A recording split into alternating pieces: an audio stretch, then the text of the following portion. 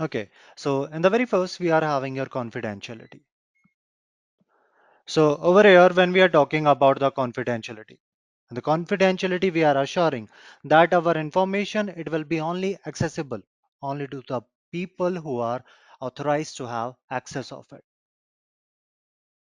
right? So it can include our data encryption, the proper equipment disposal over there. Like let's say over here, if we are keeping our data in the CD drives and the pen drives over there. So once our work is done, what we will be doing is we will be properly disposing that equipment over there, right? So we can maintain the confidentiality by the help of your access control, by the help of your steganography,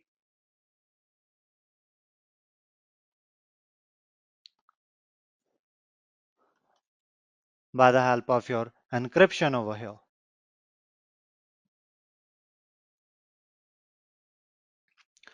So over here, when we are talking about the access control, it is a set of security policies, rules over there. Now, this access control, it will be determining who can access what sort of information over here, what sort of resources over here, right? Like we are having the security guard at our door who will be checking these persons' identity card over here, right? And our security guard, he will be only allowing the persons who are authorized to enter over there, right? So that is what our access control over here. After this, we are having your steganography. So when we are talking about the steganography is the art of hiding our illegitimate messages, our malicious messages behind a legitimate looking file over there. Right, so depending upon the steganography, we can use our text files we are having, we can use our audio files, we can use our videos over there, right? So with the help of this steganography, only the person who is having the idea about it, he will be able to access it. Otherwise, the other peoples, they will be only seeing that it's a normal looking file over there. But behind this file, it will be containing some secret messages.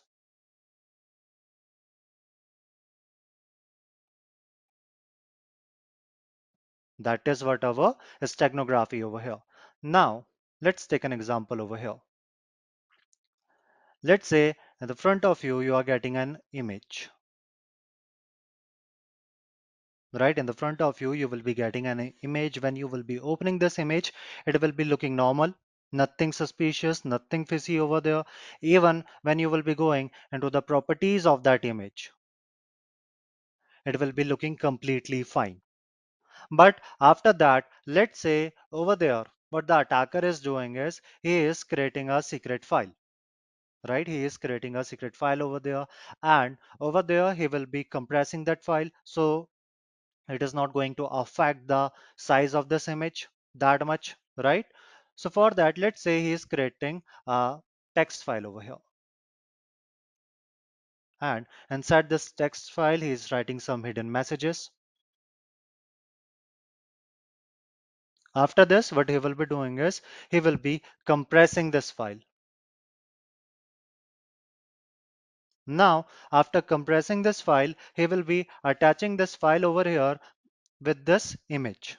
So whenever we will be opening this file, right, whenever we will be opening our image over here, it will be only showing us the image. But whenever we will be using the tool which has been used to compress that particular image, so over there it will be showing us the hidden message, not this image over here. So that is what we are having your steganography. Right? So over here we are using our steganography for hiding our data, for hiding our sensitive information over there, right? We will be making it difficult for the unauthorized peoples to detect it, to extract this hidden information over here. Along with that, you guys have also seen in the movies like the spies, the secret agents, the detectives, they are also using this steganography to hide their sensitive information behind the images, behind the audio files, right? For a covert. communication,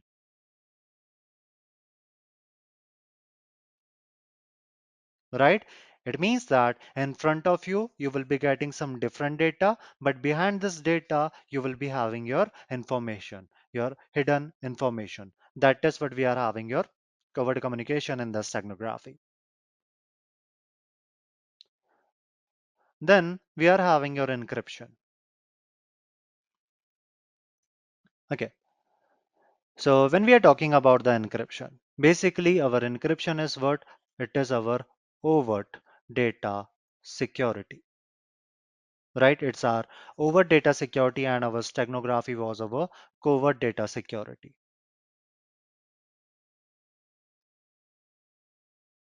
right?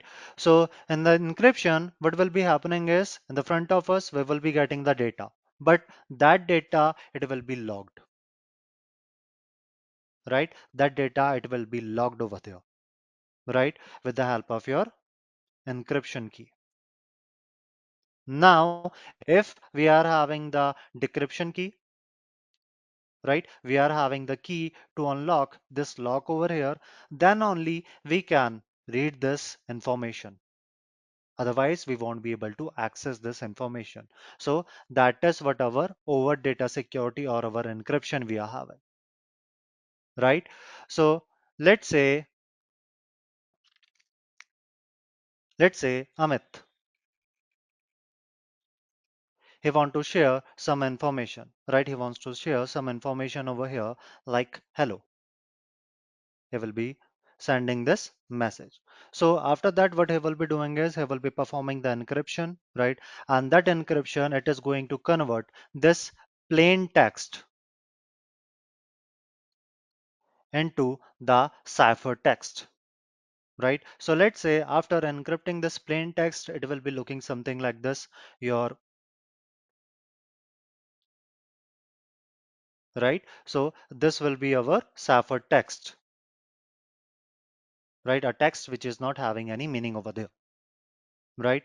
So once it will be getting received by our the user, a receiver over there, what he will be doing is he is going to decrypt this, right? He will be using, you can say, the decryption key over there to decrypt this text, and after that he will be getting the plain text which will be your hello. So that is how we are having our encryption. But we are having in the integrity, we are having the assurance that our data, it has not been altered, it is not having any sort of unwanted changes over there. Like, let's say Shivani,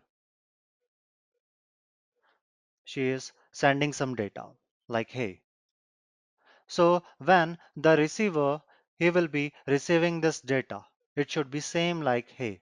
It shouldn't be like this. It shouldn't be like, hello. It shouldn't be like, hey. It shouldn't be like, hey. Right? So that is what we are having your integrity. We are having the trustworthiness, the assurance of our data, of our, you can say, resources over here in terms of preventing from the unauthorized improper changes over there, right? It means that only the authorized users, they can update this information, they can make the changes in this data, they can delete it, they can add it. So to protect our integrity of our data, we are using your hashing, right? We are using your hashing. Okay.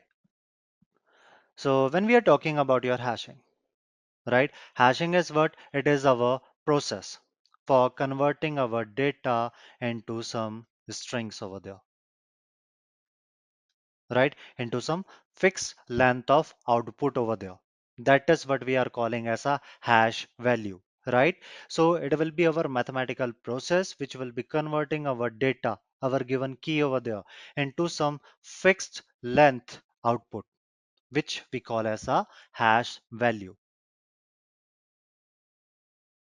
right? So over there, whenever you guys will be trying to download any software from the internet, you're trying to download any software. So what you have to do is you have to also look into the page. Like you will be also getting a hash value along with that software over there. Right? So over there, what is happening is like whenever we are surfing into the internet and we are trying to download any software from the trusted parties, right? So over there, we will be also getting, oftenly we are getting the hash value along with our downloaded file, right? So this hash value, it will be created by the developer of this software over here, right? And this hash value, it is being used to verify this software, like the software, it is genuine, it has not been tampered over there, right? And over there, if this particular software, it will be having even a small change, then this hash value, it will be coming different, right? So over here, our hashing, it is considered as your irreversible, right? It is a one-way traffic we are having. Like over here, let's say, Shubham, he is writing a message, which is your hello. After that, what he will be doing is he will be creating a hash of this message. And now let's say the hash of this message, it is like your 1, 2,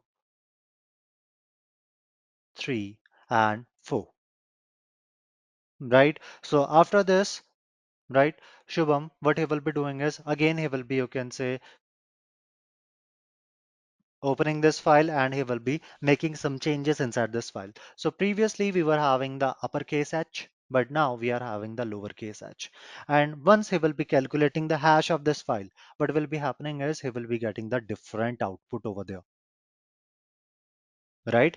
He will be getting the different output. Like previously we were having your 1, 2, 3, 4. So let's suppose this time we will be getting something like your 4, 3, 1, 2.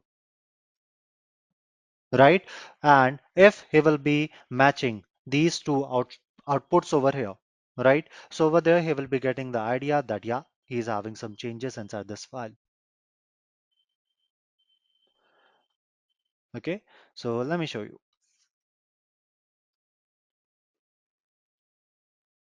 So over here, I'm having my Kali sudo su. So previously, I was just having the user access, but now I'm having the root access over here. For that, I was using your command sudo su, which is your super user do switch user over there.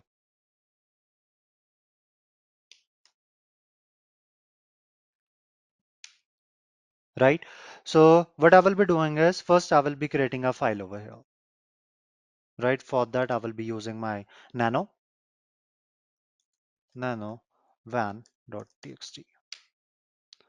I will be writing hello over here. Hello and saving it. Control X, Y and enter. If I will be doing ls, then this is my text file which I have just created. So let's look into the data we are having inside this. That is what hello over here. So after this, I will be creating the hash of it. For that, I'm using your MD5 sum.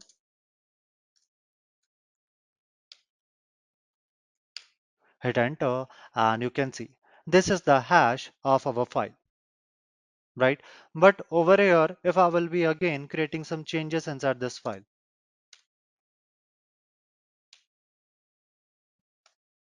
right? I'm just changing the uppercase to your lowercase.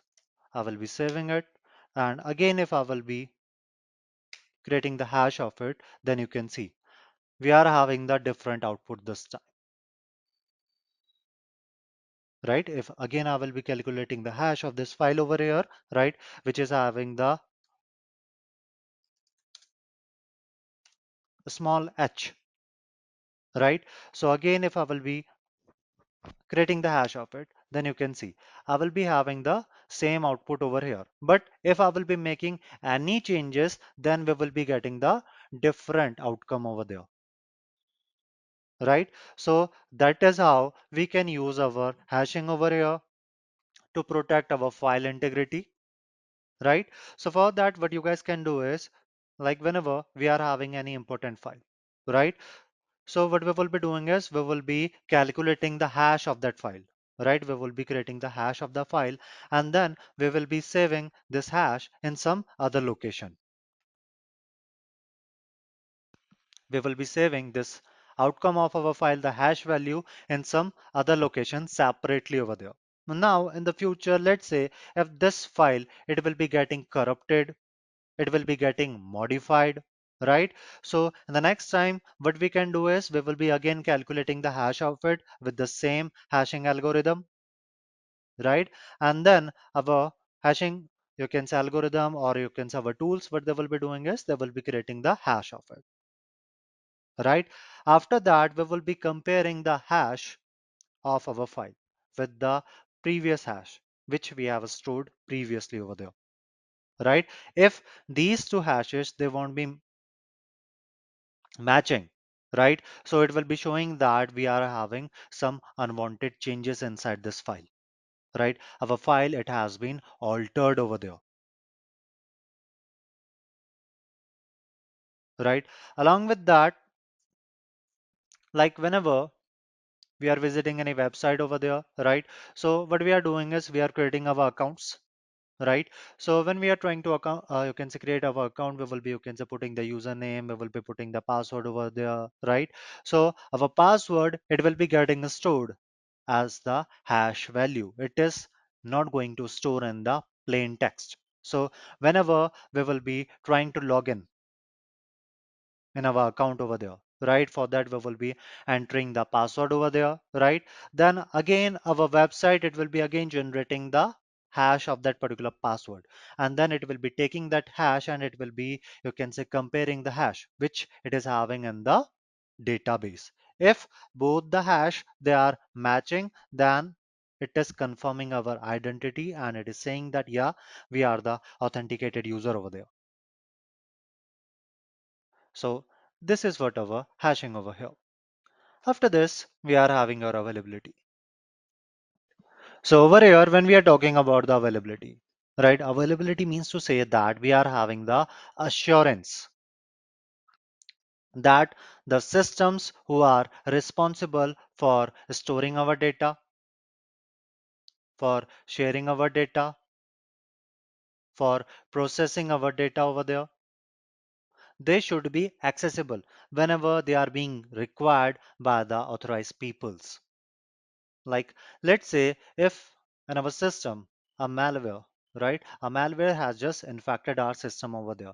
So in that particular time, we should be having a proper anti-malware system. We should be having a proper anti-malware system, which will be helping us to mitigate this malware, right? Along with this, like yesterday, we were discussing about the ransomware, right, which was encrypting our system, our data. And for the decryption key, it was asking for the money, your ransom over there, right? So for preventing this ransomware, right, we should be having a proper data backup. Along with that, whenever the attacks they are happening, right, the attackers, they will be also deleting our data. So in those scenarios also, we should be having a proper data backup, right? So this is our availability over here.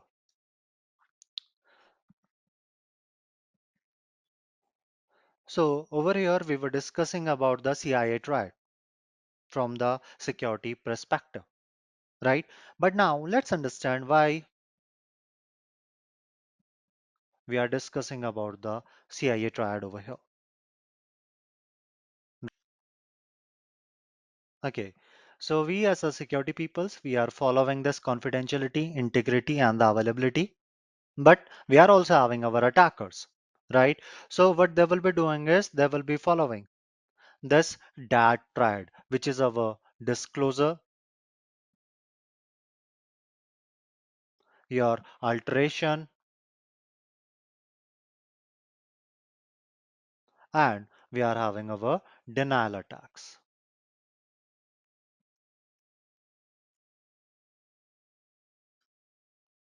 Right?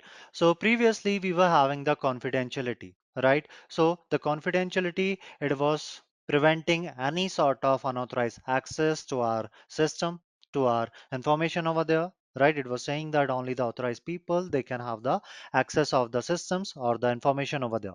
But this first one, we are having your disclosure, right? So over here in this, the attacker, they will be trying to gain the unauthorized access to our information we are having, to the systems we are having, right? So that is what we are having, disclosure over here, right? Then we are having the integrity, right? So over there, this integrity, it was preventing the unauthorized modification, the changes to our data, to our files, to our system. But in this, we are having the alterations, where the attacker, they will be trying to make the unauthorized changes to our information we are having, to our data we are having. Then in the last, we are having your availability, right? So over here, the availability, it was ensuring that the legitimate use of our information and our systems, it will be remaining possible over there, right? Our system, they should be accessible when they are in a need, right, by the authorized peoples. But in this, we are having our denial attacks, right? So these denial attacks, like we are having your DOS attack, we are having your DDoS attacks, they will be trying to prevent the legitimate user to access the information, the systems over there, right? Like let's say this is the attacker and this is a server we are having, right? So the attacker, what he will be doing is he will be sending the illegitimate request to the server, right? He will be trying to overwhelm the server by these illegitimate requests. Now the server, it will be busy, right, while replying to these replies over here. So in the meantime, when a legitimate user will be coming and he will be trying to ask, right, he will be trying to ask for any files, any services over there. So in that scenario, the server, it won't be able to provide any services to this legitimate user. So that is what we are having your dat triad over here. Then after this, we are having your authentication. Okay, so let's say we are trying to access our Facebook account, right? We are trying to access our Facebook account over there. So what we will be doing is we will be putting our username and our password, right? We will be putting our username and password over there. So over here, what is happening is our Facebook, it will be checking those username and the password, the credential which we have given, right? If it will be finding that, yeah, it's the correct match, then it will be allowing us to access our Facebook account over there, right? So authentication is what? It is a process for verifying the identity of the users or our device over there, right? So this authenticity, it will be making sure that only the authorized peoples, the machines, the systems, they can access the sensitive information or their systems, right? So for that, like we are having the authentication factor, like something we are having,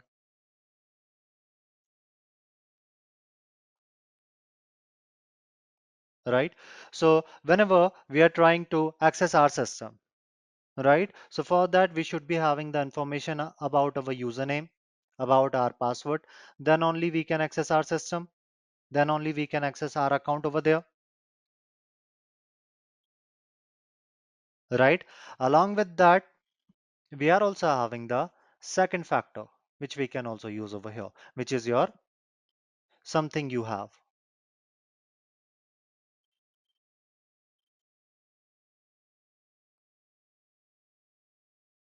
right? So let's say we are trying to access our laptop, right? We are trying to access our laptop over there. So whenever we will be booting our system over there, it will be asking for the login credential. It will be showing us the Windows log on a screen over there, right? So for that, it will be asking for the password, the pins, the biometrics, right? But we can only put these credentials if we are having our laptop. So that is what we are having here, something you have,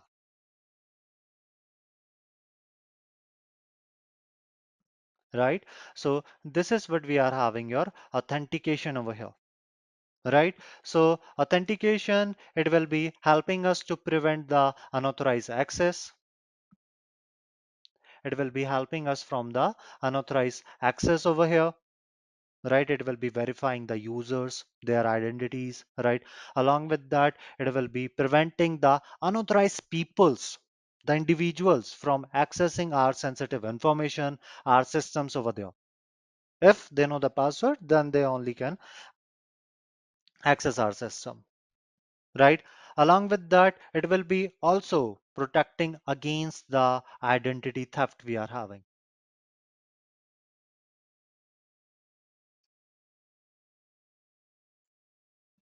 right? Against the fraud we are having,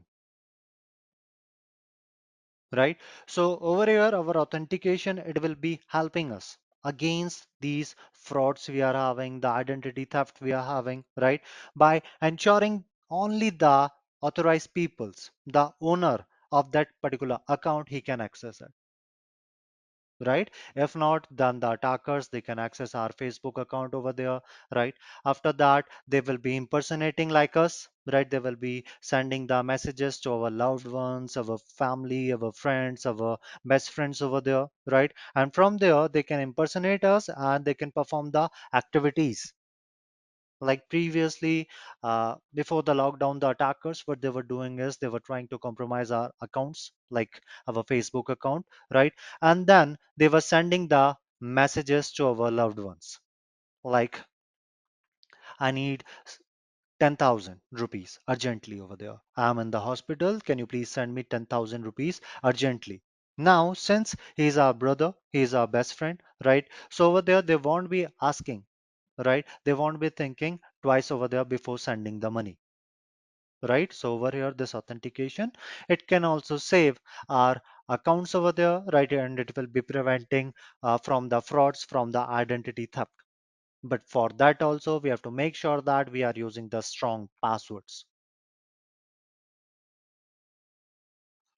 right? So this is our authentication. Then after this, we are having some common authentication method.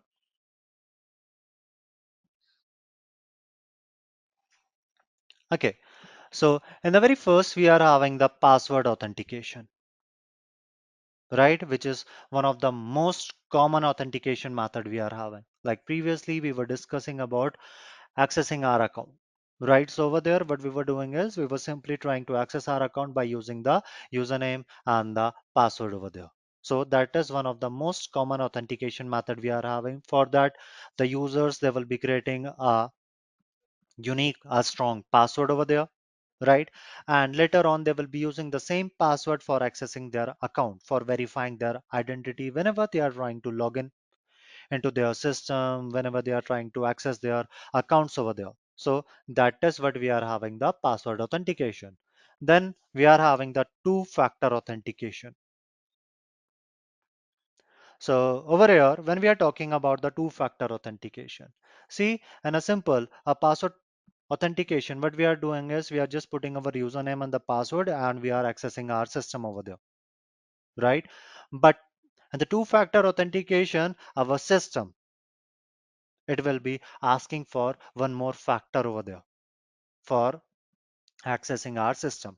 So this two-factor authentication, it will be adding a extra layer of security to our account by authenticating the user one more time over there, right? It will be asking the user to provide two different factors to verify his identity, right? So for that, as you are saying, we can use our passwords, right? So over there, what you will be doing is you will be putting the username and the password.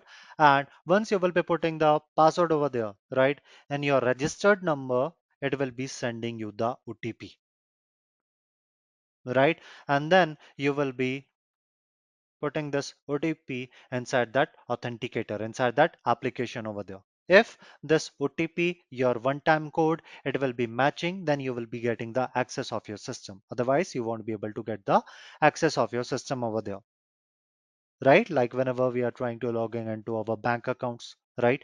So the users, they need to put the OTP also, right? Which we will be receiving from our bank app, right? Along with that, we are also using our email, right? So inside the email, you can also enable this two-factor authentication, right? For that, you guys can use the OTP, right? You guys can use the push notifications.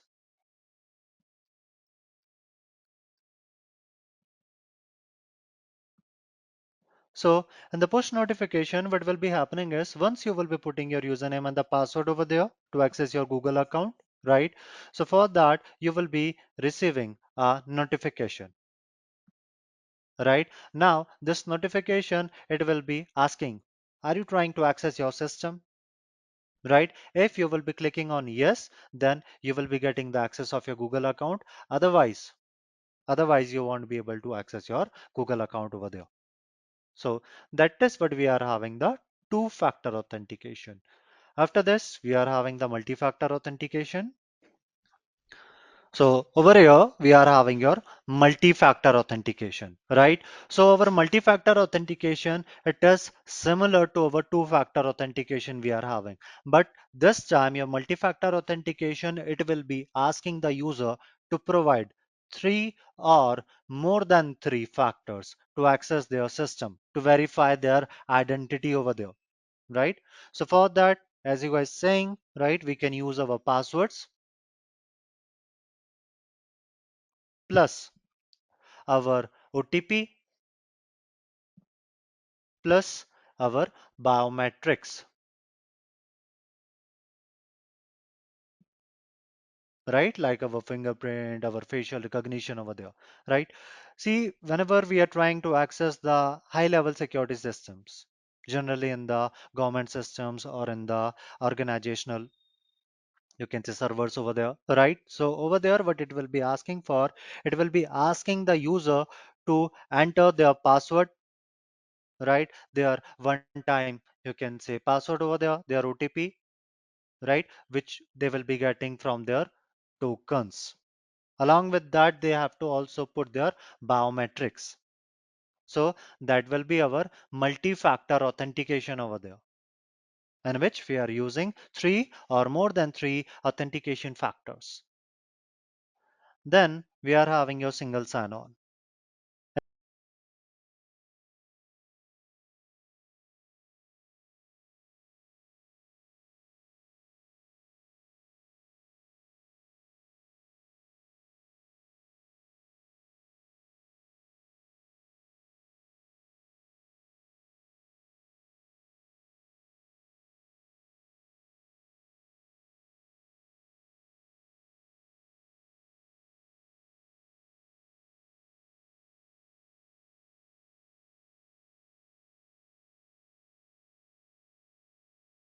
Right? So what do you say for accessing your Gmail, for accessing your Google Drive, for accessing your Google Docs we are having, for accessing your Google Calendars we are having. So what do you say? Are you trying to log in over there again and again whenever you are trying to access them? Or simply you will be opening them and it will be getting opened over there. So over there, this is what our single sign-on we are having, right? So the single sign-on, it will be allowing the users to log into their multiple systems, their multiple accounts, applications over there with just a single set of credential we are having, right? So the single sign-on, it is, you can say, simplifying the user's experience over there, right? Along with that, it is also reducing the risk, the fatigue over there, right? The password fatigue we are having to, you can say, put, you can say, authenticate ourselves again and again whenever we will be trying to access these services over there, right? So whenever we are trying to log in into our Google account, right, we can access our these types of services without having to log in again. So this is what our single sign-on. Then we are having your biometrics. So over here, we are having our biometrics, right? So this biometric authentication, it will be looking for the unique, the physical characteristics of the users. Like we are having our fingerprints, we are having our facial features, like the facial geometry we are having, right? We are having our voice pattern, right? To verify the user's identities over there, right? Like whenever we are trying to open our mobile phone, right? We are trying to unlock our mobile phone. What we are doing is we are using the fingerprint or we are using the facial recognition feature over there to authenticate ourselves,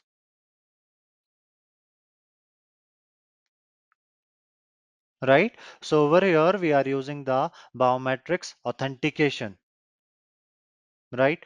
For unlocking our devices, for accessing our systems, our account over there, right?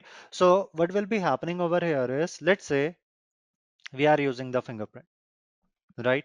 So now the very first thing we are going to enroll in our system, right? We are going to activate this fingerprint over there, right? For unlocking our device.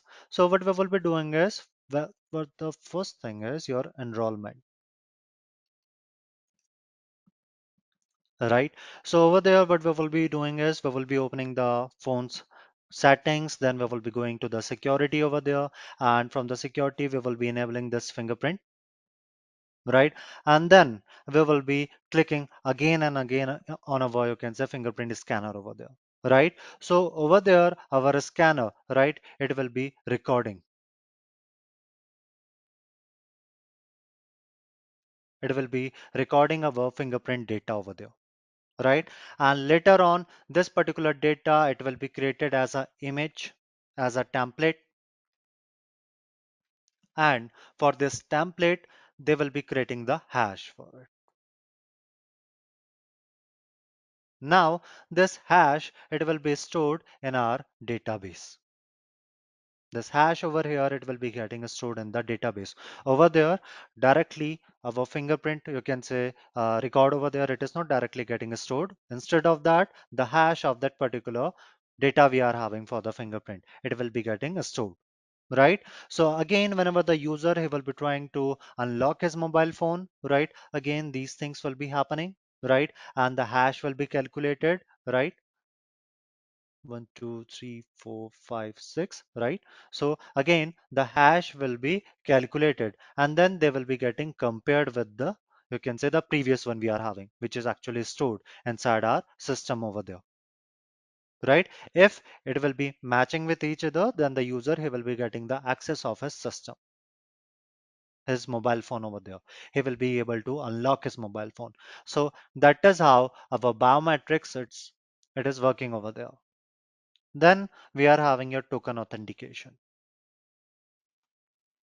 So our token-based authentication, right? It will be using like our physical devices, right? As you are saying, we are having the security tokens, right? We are having our smart cards over here,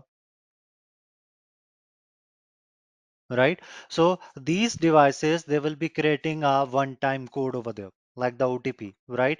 Which we can use to verify our identity over there, right? So this token authentication, it is a secure authentication method we are having, right? Because it is very difficult to steal our security tokens over there, right? Like whenever we are trying to access like our VPNs, right?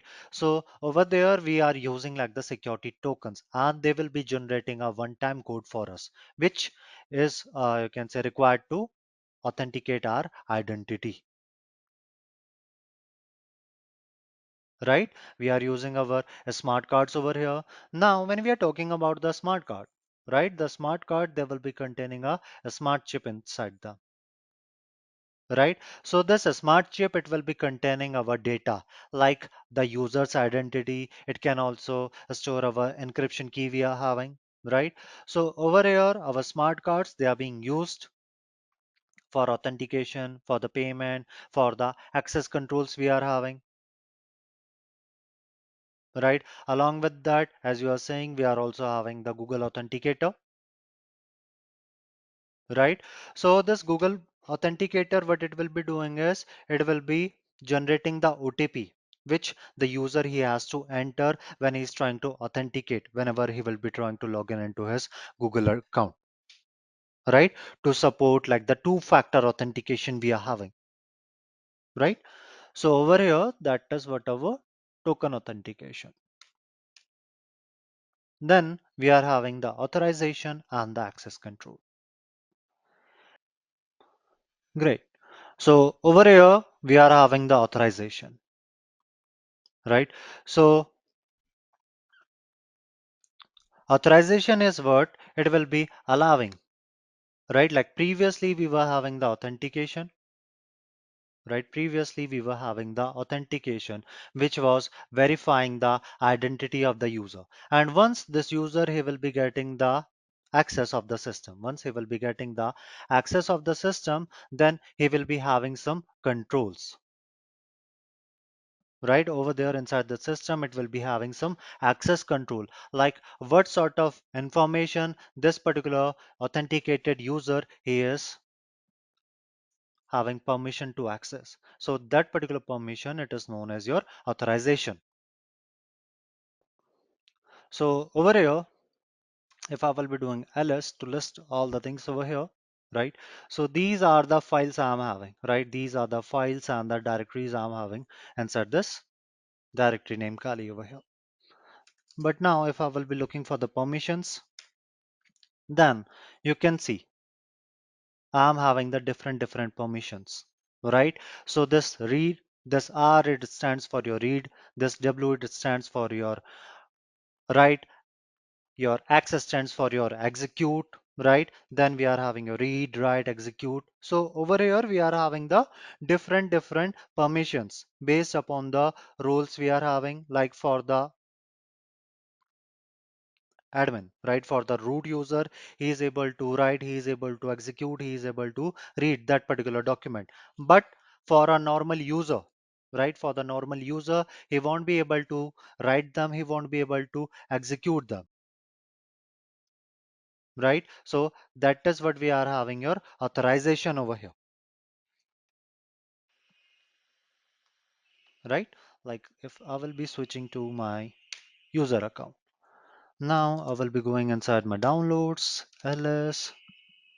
Okay, so I'm having my tool with the name Nessus. Now I will be trying to install it. Can you see? It is saying that error. Requested operation requires super user privileges. So this is what we are having your authorization. Right? We are providing the permissions to the users over there based upon their rules, based upon their work, whether they want to have, whether they should be having this sort of permissions or not. Right? So for that, what we are having your authorization and your access control. Now, when we are talking about the access control, we are having some types of access control. Like in the very first, we are having the mandatory access control. Okay. So over here, when we are talking about this mandatory access control, right? So in the mandatory access control, we will be having a centralized environment, right? We will be having the centralized environment over here, right? So inside this, the users, the individuals we are having, right? They will be granting the access, right? They will be getting the access over there, right? But for that, they will be following the same rule, right? Like whether we are having the other users, right? Whether we are having just a normal, you can say individuals over there, they are going to follow the same clearance level over there, right? So for that, let's say we are having some sensitive data, we are having some sensitive data, or the organization, what they will be doing is, let's say they are working on a super secret project, they are working on a super secret project over there. So for that, what will be happening over there is the individuals, they will be getting their identity, right? They will be getting the permissions over there. For that, either they can use the fingerprint scanner like you guys have seen in the movies, right? They are using the fingerprint scanner to get inside their labs, the super secret labs they are having, right? They will be getting the identity card, right? Their smart cards, when they will be putting their smart card inside the reader, then only the gate will be opening, right? So you can consider this mandatory access control as a security guard, as a strict security guard who will be deciding who can get the access of the system of this place or not, right? So for that he will be, you can say, for that he will be checking each and every individual who is trying to access this place,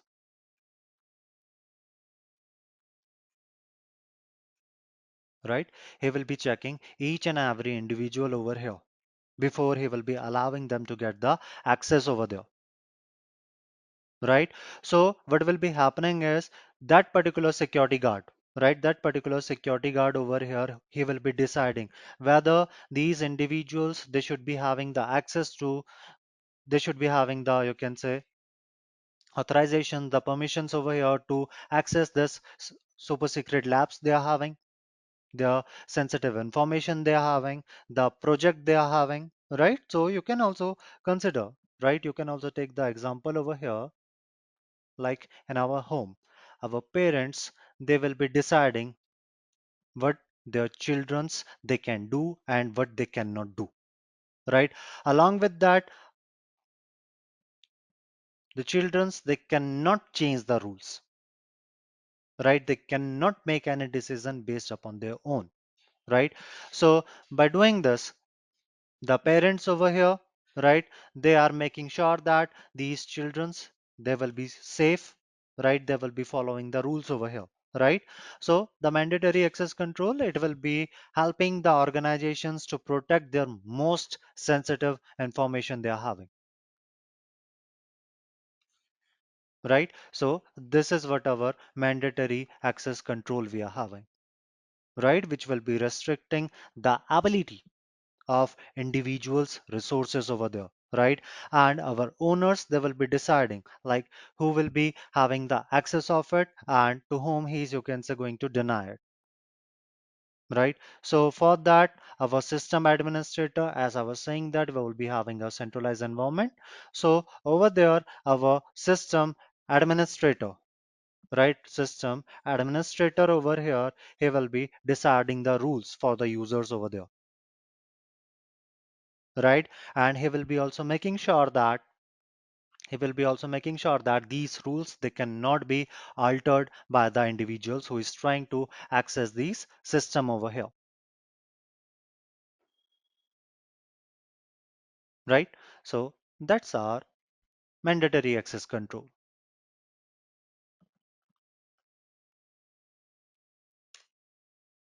After this, we are having your discretionary access control, your DAC. Okay, so over here when we are talking about the DAC, right, our source owner, right, our source owner over here, they will be deciding who can access their files, their systems over there. Like let's say Venkat, let's say Venkat over here, he will be creating a file. He will be creating a file over here. Now Venkat will be the one who will be deciding who can access this file, right? And what sort of permissions they will be having, whether they will be having the read permission, whether they will be having the write permission over there, or or over here Venkat, right, he will be also deciding, right? He will be also deciding like over here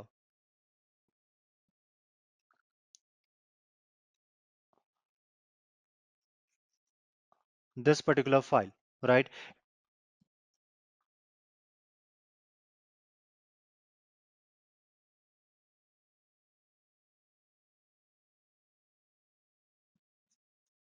Whether this particular file, it should be, you can say, enabled to be shared by the group over there, right? So over here, our source, our owner of our system, of our file, right? He will be the one who will be creating the rules, right? He will be creating the access control rules for his system over there, for his data over there. So that is what your discretionary access control, your DAC. Unlike the Mac, right? We were having the centralized control, right? Our administrators were the one who was deciding like what sort of, you can say, control we should be having over there, right? Who can access their sensitive information or not. But in the DAC, what is happening is only the owner, right? He will be deciding that who can access his system, his files over there, right? Like previously, as I was showing you the permission in my Linux, my Kali over there, I was showing you the permissions over there. Then over there, we were having the read permission, the write permission, the execute permission for the root, for the, you can say, administrator. Like in the Windows, we call it as the administrator, but in the Linux, we call it as the root, right? But for the users, they were only having the read permission. And along with the groups also, they were also only having the read permissions. So over here, this admin, right? This admin over here, he is deciding who can access his file, this file over here. So that is what we are having your DAC over here, right? So over here, our access, right? We will be giving the access like the read access, the write access over there, or the full control to our individuals, to our groups of people over there, right? For that, what we can do in the DAC is we can provide the different level of access over there, right? Along with that, in the DAC, Venkat, he can change the rule, right? He can change the rules for this file anytime, whenever he wants.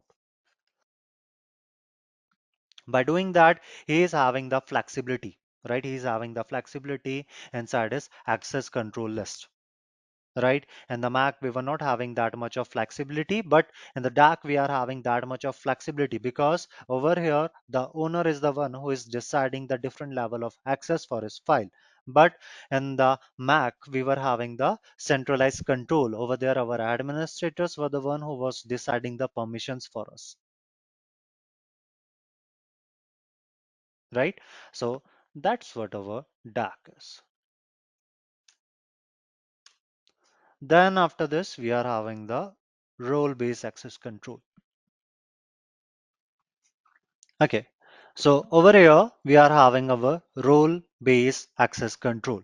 Like in the organization, you have seen we are having the different roles over there.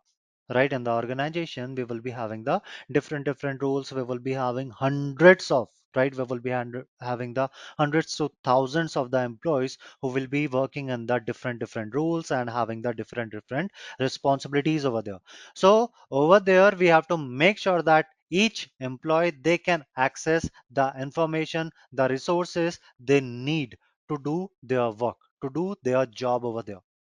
But also, we also want to protect our sensitive data from unauthorized access. So in this scenario, our role-based access control, it will be coming into the play, right? So over here, you can see our administrator, he can access, right? He can access the different files we are having, right? Along with that, he can create the, you can say, files over there. He can update inside them. He can delete those files, right? Along with that, he can also reset the passwords over there,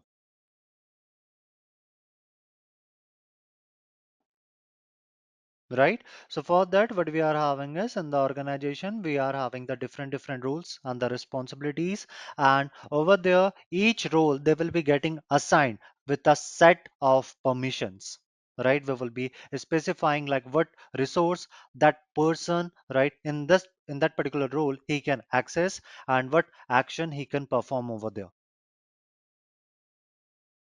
right? So that is what we are having the role-based access control.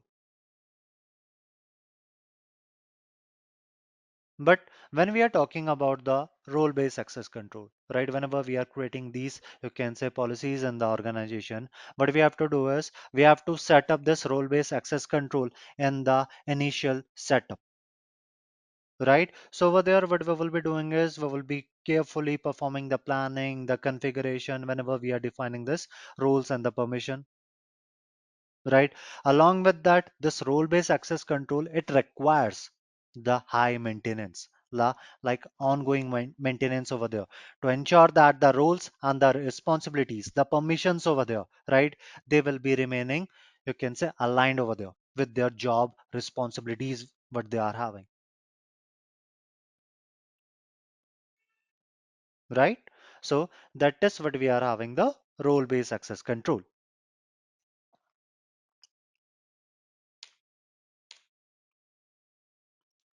Then after this, we are having the role of encryption and security.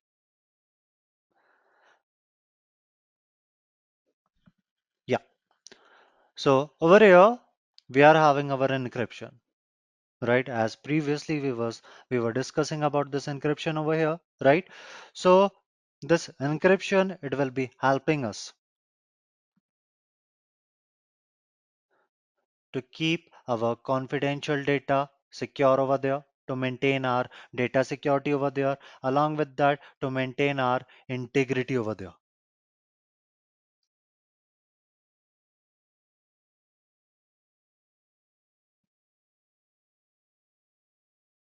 Right? So that is what we are using your encryption and your security, right? What we will be doing is like previously as we were discussing, we will be writing the messages, right? After that, we will be having our encryption key, right? After that, we will be having our encryption key over here, and then we are going to encrypt it, right? Then our data, this hello over here, it will be converted into some ciphertext and into some unreadable format over there, ununderstandable format over there, right? And once the receiver, he will be receiving this data, right? He will be having the decryption key and he is going to decrypt this data. Let me show you how we can perform the encryption.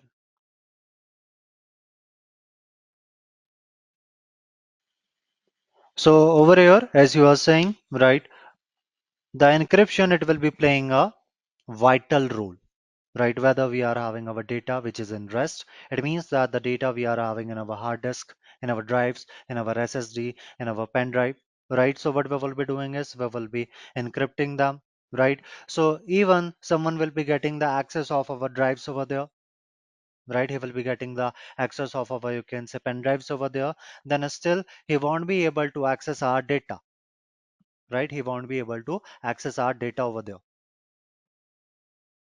right? Along with that, our encryption, it is also playing a great role whenever we are sharing our data with each other, with our friends, with our colleagues, right? Or between the organization over there,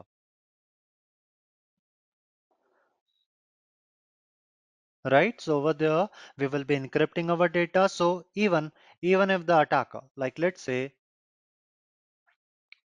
this, we are having the user A and we are having the user B. Now, let's say this user A, he wants to send the data like hello, right? So he has encrypted this data and now receiver, he will be getting this data over here. But in between, what we are doing is the mode of communication, we are having your internet. Now, the internet, it is considered as the most weakest mode of communication we are having, right? So after that, what will be happening is the hackers, they will be coming and they will be trying to intercept. They will be trying to intercept this data over here. So over here, our attackers, they will be able to find our data, right? They will be able to find our encrypted data.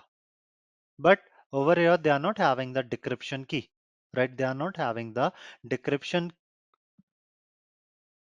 decryption key over here. And over there, if they are just having the data, then what will be happening is they won't be able to decrypt it because they are not having any decryption key. So when they will be receiving this data, it will be looking something like this. Let me show you.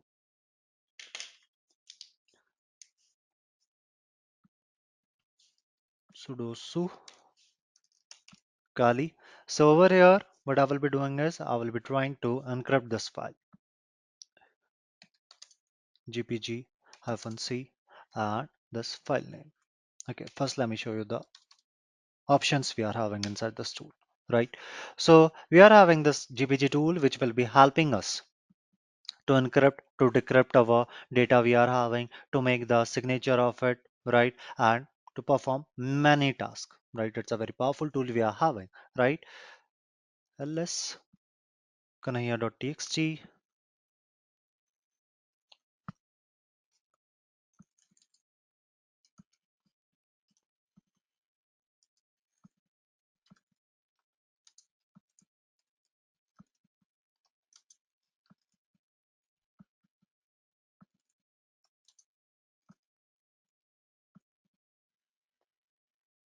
Okay, I'm having this one.txt cat.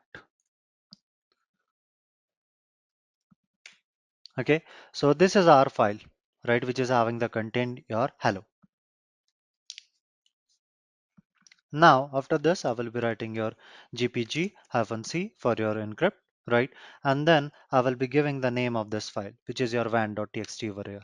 Hit enter, and now it will be asking for the password, right? What encryption you can say key we want to use over there. So over here I will be just giving a simple one, like I'm just writing Kali. Okay, so over here you can see it is giving us the warning, right? It is saying that you have entered an insecure passphrase. A passphrase should be at least 8 character long. A passphrase should contain at least one digit or a special character over there. So I'm just going to use it. Re-enter it, right? Now if I will be doing ls, then you can see I'm having one more file. Now if I will be trying to read the content of this file,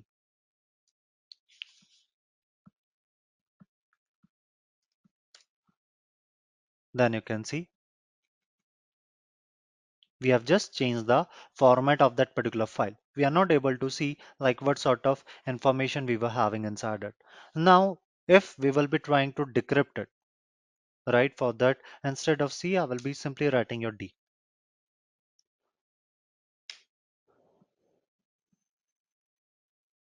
Okay, it is giving me the error.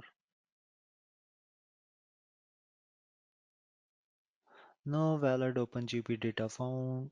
Okay, so over here, my tool, it is giving me error. No problem, right? But once we will be trying to decrypt it without the message, what will be happening is it is going to take a lot of time, right? Like hours over there, even the days. So coming back, and now we will be putting the password for the encryption, right? So I'm writing as your password over here.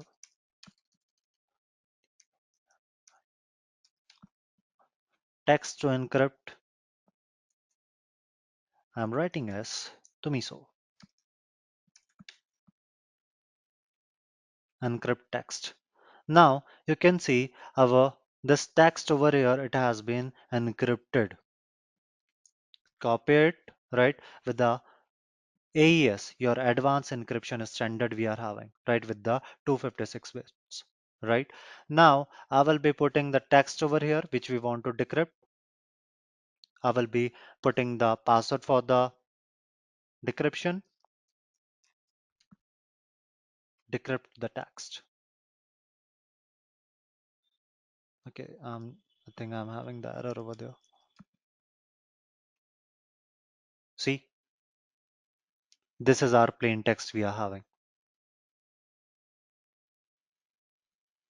So that is how we can perform the encryption and the decryption.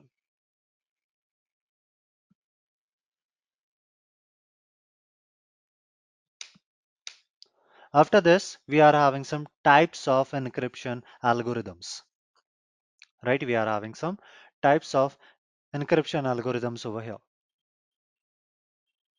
So in the very first, we are having your AES. So over here, we are having our AES, we are having our DES, the data encryption standard we are having. Then after this, we are having your triple DES, the blowfish, two fish, and then we are having your RSA, right? So over here, we started with the data encryption standard over here. It is, you can say, one of the older encryption algorithm we are having, right? So nowadays, we are not using the DES, right? Because it is no longer considered as secure over there, right? Along with that, our DES, it is slow, it is inefficient, right? And the attackers, they can easily decrypt the data which has been encrypted with this DES over there, right? So over here, like at the time of your 80s, we were using this DES over there, right?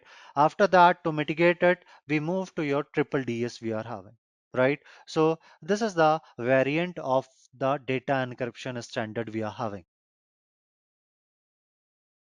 right? So for that, what it will be doing is it will be applying, right? It will be applying our DES three times,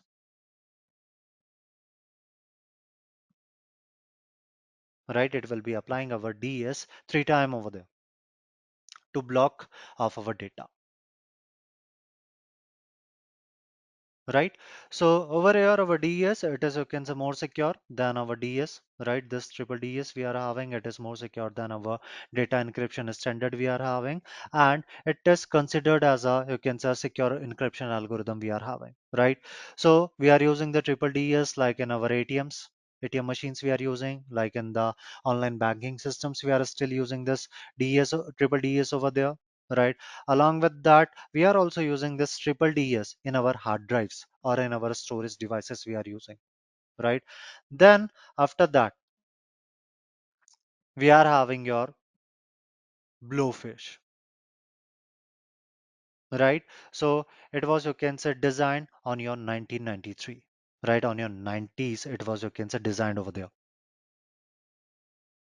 right? So this blowfish, it is one of the fast and the one of the efficient algorithm we are having, the encryption algorithm. Along with that, it is also secure, but it is not that much popular as our AES we are having, the advanced encryption standard, or the triple DS we are having, right? Where we are talking about the security along with the, you can say, performance. The peoples, they are going for your AES, the one which we were using previously, right? Or your triple DES over there, right? So we are using this blowfish to, you can say, encrypt our data, like whenever we are, you can say, exchanging our data, right? Whenever we are exchanging our data in our wireless networks. So over there, we can use this blowfish, right? So the data, it will be encrypted, right? It cannot be uh, anyone won't be able to read that particular data, like even he is able to intercept our wireless network over there. So that is how this blowfish, it can, you can say, save our data from getting into the wrong hands, right? Then we are having a two fish, right? So over here, again, your two fish, right? It was being designed on your 90s over there, right? It is also a efficient algorithm, a fast one we are having, and it is considered more secure than your blowfish we are having. But still, it is not the first choice or the popular choice for the peoples who are looking for their application security, right? Where the performance is important. For that, they are still going for your advanced encryption standard we are having, right?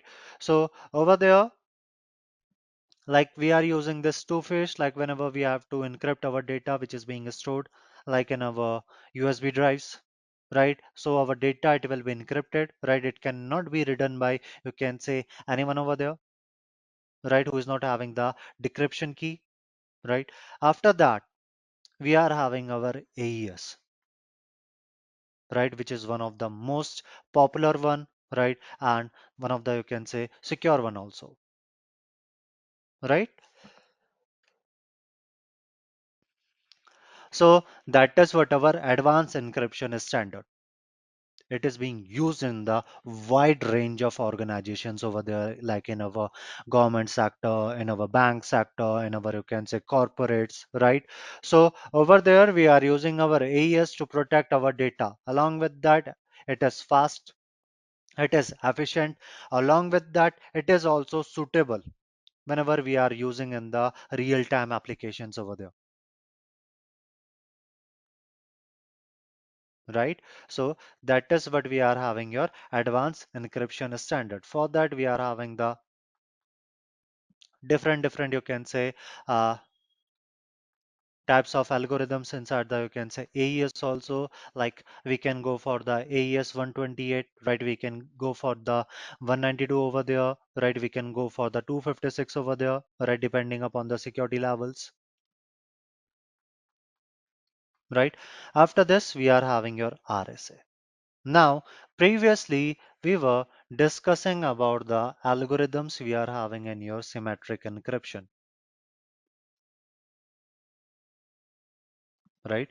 We were discussing about the algorithms which we are using in the symmetric encryption over here.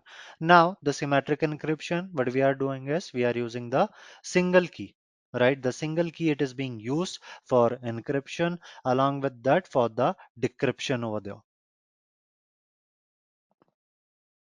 That is what the symmetric encryption we are having.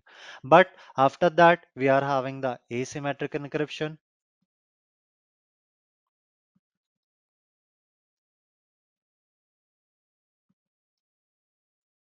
right? We are using the asymmetric encryption. Now, inside the asymmetric encryption, we are using the pair of keys. We will be having the public key and we will be having the private key, right? So the private keys, they are always kept secure. We are never ever going to share our private keys with anyone, right? So over here, what we are having your RSA, which is one of the, you can say, algorithm we are having inside the asymmetric encryption we are having,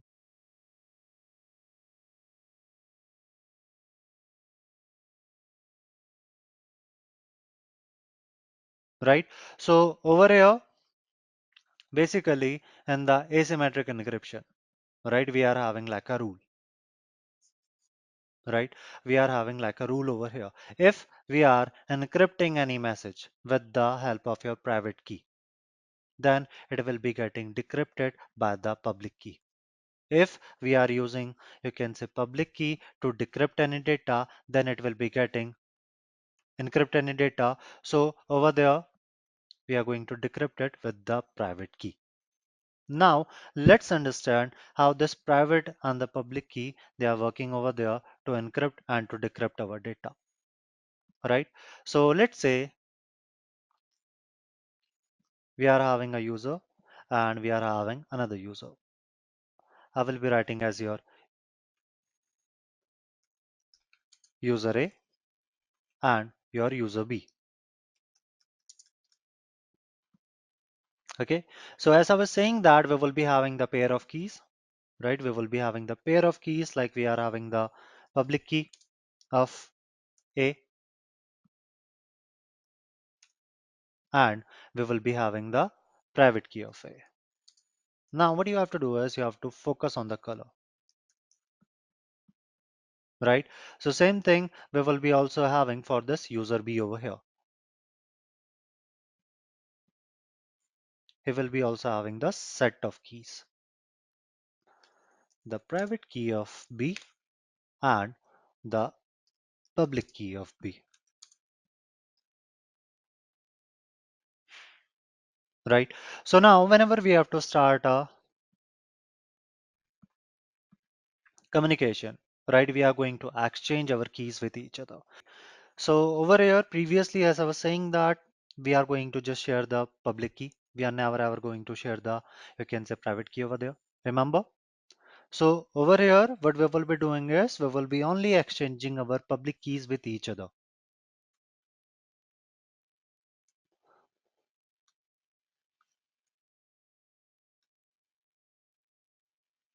right? We are just going to share the public key with each other over there, right? Now, both the users, they will be having three keys, like the public key of B and this side we will be having the public key of A, right? Now, let's say this user A, he wants to send a message like hello, right? So once he will be writing the message, he is going to calculate the hash of this message, right? He will be calculating the hash of this message over here.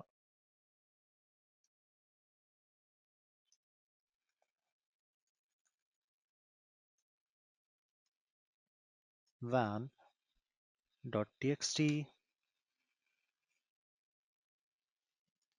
copy and paste. So this will be the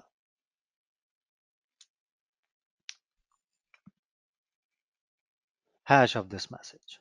Now, after this, what this user A will be doing is he's going to encrypt this hash of the original message by using his private key over there, right? So he's going to encrypt the hash of the original message by using the private key, right? And after that, he is going to encrypt the whole message by the help of the public key of user B, which he has received at the time of starting the communication over here, right? After that, he will be sending this message to this user B over here. Now, after this user B, he will be receiving this message, right? This user B will be receiving this message over here. Now, as I was saying that we are having a rule, like if we are encrypting any data by the help of private key, then we are going to decrypt it by the help of the public key. If we are encrypting any data by the help of public key, then we will be decrypting it by the help of your private key. Now, it has been encrypted by the help of public key of B. So what do you say with, right? So we are going to decrypt this whole data. Since it has been encrypted by the public key of B, then we are going to decrypt it with the help of your private key of B over here. So now this data, it will be getting decrypted. After that,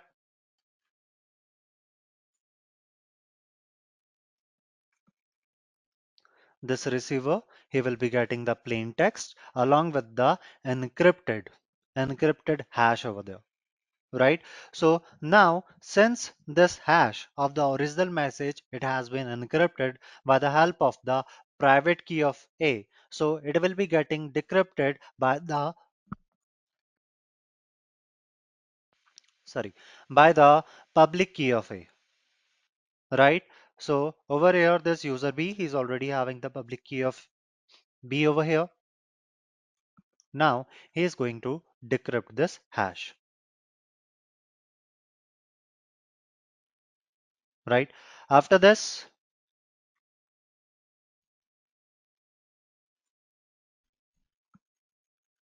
after this, our user B, right? After this, our user B, once it will be getting decrypted, he will be getting the plain text along with the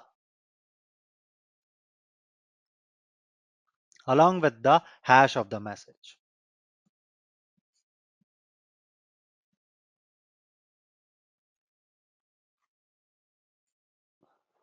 Hash and the message over here,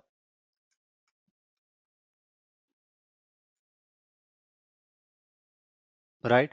And then this user B, he will be also calculating, right? User B, he is also going to calculate the hash of this message, right? He will be also calculating the hash of the message, which is your hello, right? And after that, whatever output this user B, he will be getting, he is going to compare them with each other, right? If the output, it will be matching. If the output over here, it will be matching, then he's having the surety that this particular message, it has not been altered, right? The confidentiality of this message, it is being maintained, right? The integrity of this message, it is being maintained over here. So that is how our asymmetric encryption will be working. But still over here, as I was saying, that the mode of communication, we are using your internet, and in the internet we will be having our hackers.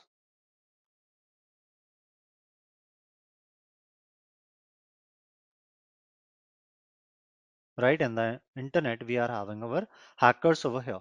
So over here, we will be having our keys and we will be having our encrypted message, right?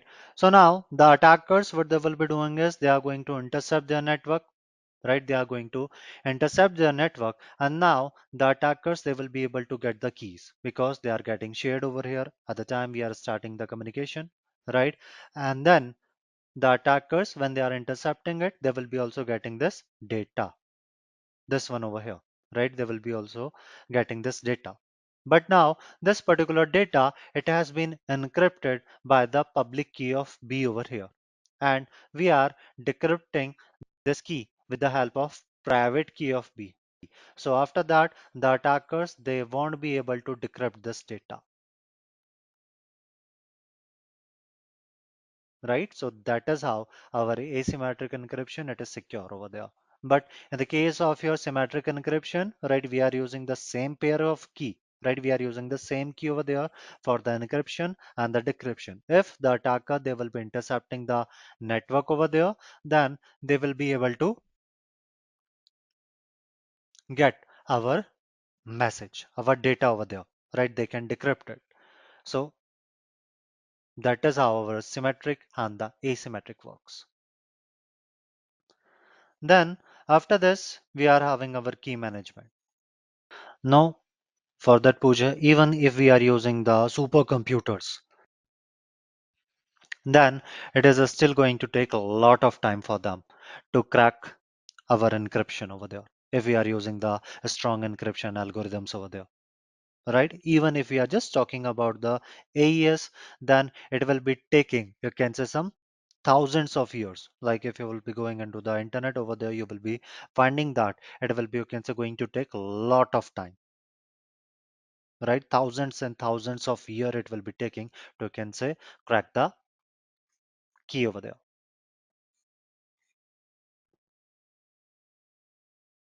Okay, so over here, when we are talking about the key management, like previously we were discussing about the cryptographic keys, right? Previously we were discussing about our cryptographic keys, right? So what we have to do is we have to also keep our keys secure, right? Because our keys, our cryptographic keys we are having, they will be also working as the gatekeepers. If you are having the keys, then you will be able to get inside the door. If you are not having the key over there, the decryption key over there, then you won't be able to access our data, right? So over here, our key management, right? It will be helping us to, you can say, manage our keys over there, right? And for that, it is having a whole key management life cycle, right? So in the very first, we are having this key generation, right? And this, what we will be doing is we will be creating our cryptographic keys over there, right? We are going to create our cryptographic keys over there, right? And after that, we will be having our key establishment, right? So once we have generated our keys, like in the key generation, we will be also considering like what sort of algorithms we have to use over there, which will be helping us to generate a key for us, right? Like which top of, you can say, algorithm, like what will be the size of the algorithm over there, right? So all those things we are going to consider at the time of your key generation, and later on we are going to create the key. And once we have generated the key, right, we will be, you can say, exchanging our keys, right? We will be exchanging our keys with the authorized parties over there, right? We will be securely exchanging our keys with the authorized parties, right? That phase is known as your key establishment we are having, right? So for that, we will be having our intermediate, the trusted intermediate we are having, right? We can also use our protocols, the encrypted protocol, which will be ensuring that our keys, they will be able to reach the intended receiver over there without falling into the wrong hands. After that, we are having our key storage, right? So previously we were exchanging our keys, right? Previously, we were exchanging our keys with the third parties, with the authorized parties over there who will be taking care of our cryptographic keys over there, along with the digital certificates we are having, or the sensitive informations we are having, the digital signatures we are having, right? So all those things we will be, you can say, sending to those authorized party. Right, after that we are having your key storage. So in this, what we will be doing is we will be having like your HSM, right? We are having your hardware secure module, right? So over here we are having this hardware security module, right, which will be securing, right, which will be going to secure our cryptographic keys over there, our sensitive data we are having, right? And it will be also making sure that no authorized person he will be able to access them, right? It will be also preventing from the physical attacks, right? And along with that, it will be also securing our keys from getting corrupted over there. Like many times our devices, they will be getting corrupted, but this HSM, it will be also giving us the facility over there, right? So that is how we are going to store our keys over there. Then after this, we are having our key uses, right?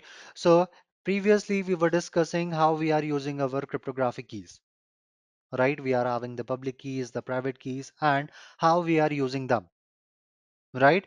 So over here, we are using our cryptographic keys for your various works, for your various operation over there. Like for the encryption, decryption we are having, right, which will be helping us to, you can say, encrypt our data, to decrypt our data, right? It will be helping us whenever we are transferring our data, right, with the, you can say, our friends, with our colleagues, right? So over there, this you can say encryption, right? It will be also, you can say, this encryption over here, it will be helping us to keep our data secure, right? We are using our digital signatures, right, which we are using to verify the authenticity, the integrity of the users, the messages we are having, right? Along with that, in our, you can say, digital certificates also, which we are having in our, you can say, in our website, in our systems, in our, you can say, softwares. Over there also, we are also having our cryptographic keys, right? So the cryptographic keys, they are creating a trustworthiness between the users, between the systems, right? Then after that, we are having your key archival. So in many times, what we have to do is we have to preserve our keys for the future work, right? Like let's say we have to decrypt some data in the long term period, right? We have to decrypt our data in the long term period. Like over here, today we are going to encrypt our data, but later on, like after 2 years, after 3 years, we are going to decrypt the data. So for that, what we will be doing is we will be also keeping, right? We will be also keeping that decrypting data, like how we can decrypt that data over there, right? So over there, for that, we are having this key archival, right? So in this, we will be storing our keys, right, in some retrievable manner, that whenever we will be trying to retrieve that particular key from that, you can say, storage device we are having, we are, you can say, we will be able to retrieve that data easily, right, whenever they are needed by the authorized parties. After this, we are having in the last your key destruction, right? So whenever the key, right, it has loosened its, you can say, usefulness, right, or the key, it is getting expired, our, you can say, private key has been compromised, right? Our private key, it has been compromised over there, right? So what we will be doing is we are going to destroy it, right? We will be making that key unusable, right? Simply what we will be doing is we will be accessing our storage devices, right? And from there we will be erasing that key, right, which will be making the recovery of that key, you can say, impossible, right? So over here, what we were doing is, right, and the very first we were generating the key for us, right? For that, we were also selecting what sort of algorithm we will be using, what will be the size of that particular algorithm, right? That was the thing we were doing in the key generation. After that, we were having the key establishment, right? So in that we were distributing our keys with the authorized parties we are having, which will be taking care of our keys, right? Then we were having the key storage, in which we were having the storage devices, which will be, you can say, in which we will be storing our keys, right? And then we were having your key uses, in which we were using our cryptographic keys for the different purposes over there, like for signatures, the digital signature, for the, you can say, digital certificate, or for transferring the data for the encryption and decryption. Then we were having your key archival, right? And that we were, you can say, preserving our keys for the future use. Like in the future, if we need to use that key, then simply we can retrieve that key from there. And in the last, we are having your key destruction. Like let's say our private key, it has been compromised. So it is not like that we will be still using that key if it has been compromised. No, we will be quickly, you can say, distributing that key, and then we will be again performing, we will be again going with this key generation over there. Again, we will be creating our own, you can say, secret keys over there, right? So that is what we are having in your key management, right? So over here, our key management, you can say, it is also uh, playing a very important role in our daily lives. Like whenever we are trying to log in into our bank account, right? Over there, our credentials, they are being verified. They are getting verified over there by using those cryptographic keys we are having, right? We are, you can say, you can say, making any online transaction. We are, you can say, visiting any e-commerce website, right? And from there, we will be trying to purchase anything, like any goods over there, like shopping, right? So our payment information, it is also getting encrypted, right? And it is getting protected using our cryptographic keys. We are using our WhatsApp, right? Over there, you will be also seeing that end-to-end protected, right? So that is what we are having in the key management.